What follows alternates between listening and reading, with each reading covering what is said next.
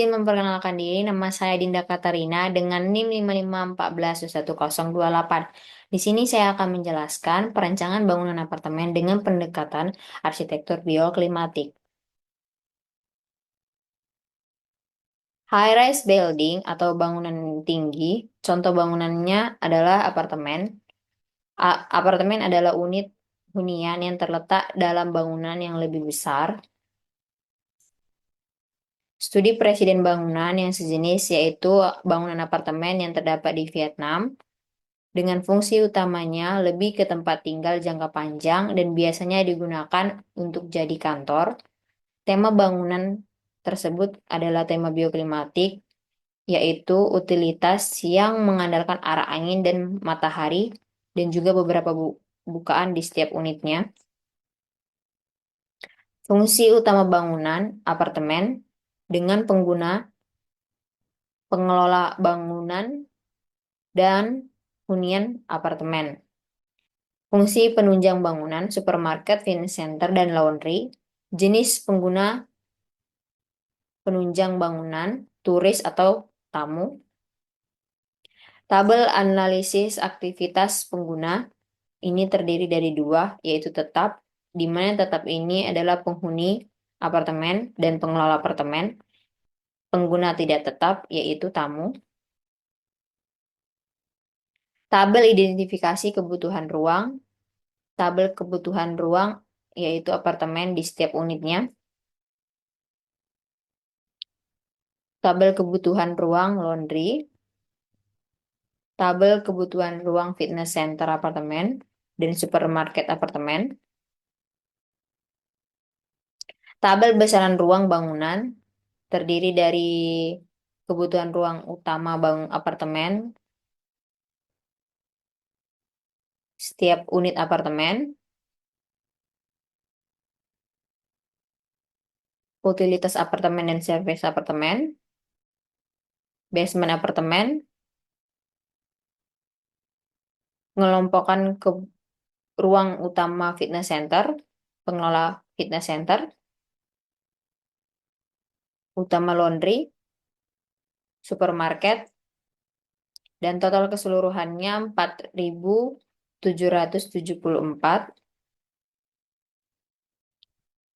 Program organisasi dan hubungan ruang. Di sini terjadi hubungan berlangsung dan tidak langsung. Begitu juga di setiap unit apartemen. Hubungan organisasi ruang. Di sini terjadi hubungan dekat, sedikit, dan tidak berhubungan. Penyusunan kriteria pemilihan lokasi terdiri dari 4 lokasi. Lokasi A, lokasi B, lokasi C, dan lokasi D. Dengan tabel berikut dan beberapa poin di setiap analisis lokasinya dapat disimpulkan di lokasi A, di lokasi B, di lokasi C, ini lokasi D, dan lokasi yang terpilih dari tabel berikut dan analisis lokasi adalah alternatif B, di mana ini di Jalan Arihaman Hakim nomor 73 di Gorontalo dengan luas site 180.952 meter kuadrat. Analisis klimatologi, permasalahannya adalah kurangnya vegetasi. Solusinya pemanfaatan fasad. Ini salah satu contoh fasadnya.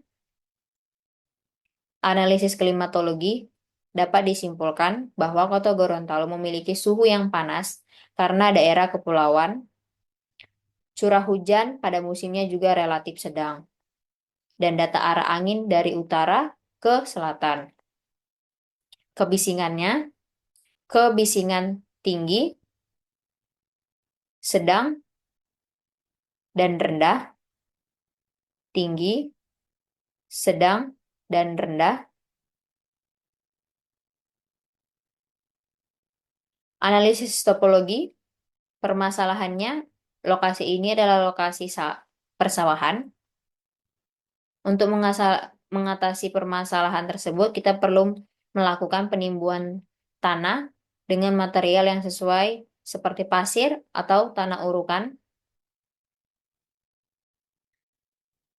Analisis sirkulasi dan aksesibilitas, yaitu jalur jalan utama di Jalan Arya Ahmad Hakim. Ada beberapa akses ke beberapa kantor.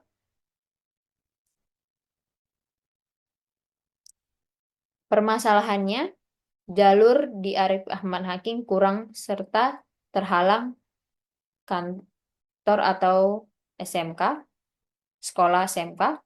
Bahu jalan di Manado lebih kecil untuk evaluasi sirkulasi pejalan kaki dan disabilitas. Solusinya dimanfaatkan beberapa tadi. Analisis view. Permasalahannya kurang menarik karena adanya beberapa area tertutup pada bangunan di sekitar ini. Jadi kurang daya tarik visual tapaknya. Dan untuk mengatasi permasalahan tersebut, kita mengoptimalkan view di beberapa lokasi ini, yaitu dengan membuat RTH atau yang sering disebut juga ruang terbuka hijau. Utilitas lokasi tapak yang terpilih. Permasalahannya di sini, potensi tapak menghadap beberapa kendala, yaitu aspek utilitas, belum tersedia jaringan air bersih, dan jaringan listrik di dalam tapak sehingga menghambat operasional dan pembangunan di masa yang mendatang. Untuk mengatasi permasalahan tersebut adalah berakomodasi dengan pihak PAM dan PLN untuk air bersih dan listrik di dalam lokasi tapak. Dan menambahkan lampu penerangan jalan di area tapak dan menyediakan tempat pembuangan sampah di lokasi tapak dan sistem dehidrasi dalam lokasi tapak teridentifikasi dengan drainasi eksternal. Aksesibilitas dan sirkulasi, yaitu area publik, area privat, dan area semi publik. Area publik ini nanti bakalan kami buat, yaitu RTH di sisi ini yang warna hijau. Area semi publik ini di mana di sini kami akan membuat penunjang, dan area privat ini adalah bangunan inti, kami akan membuat hunian. Aksesibilitas dan sirkulasi, jenis aksesibilitas yang akan kami gunakan adalah tangga, tangga darurat, lift difabel, eskalator, ramp, transpalator.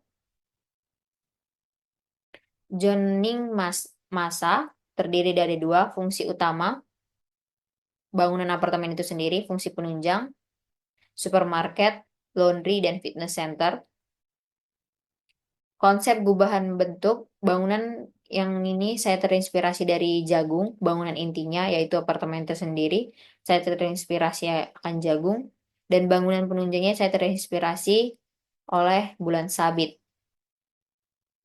Prosesnya, batang jagung yang berbentuk tabung yang pertama, yang kedua penambahan lokasi penunjang yaitu berbentuk bulan sabit, yang ketiga memanfaatkan adanya biji-biji jagung, di mana di sini akan dimanfaatkan disesuai dengan tema bioklimatik arah angin, jadi akan dimanfaatkan ini untuk pembukaan atau yang disebut juga balkon, memanfaatkan arah angin dan arah matahari, yang itu dimanfaatkan adanya balkon.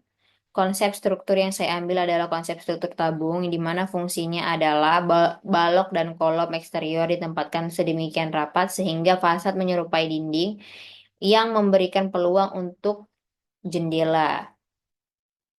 Sistem struktur yang pertama adalah meningkatkan jarak kolom, yang kedua kolom berbentuk profilnya yang terpilih, yang ketiga dinding luar eksternal struktur, yang keempat atap struktur dibangun sedemikian rupa dengan lantai. Potensi struktur yaitu keseimbangan dan stabilitas dan kekuatan, penyaluran gaya, pengakuan bidang horizontal dan vertikal, dan konstruktur. Demikian presentasi dari saya. Bila ada kekurangan dan kesalahan mohon dimaafkan. Sekian dan terima kasih.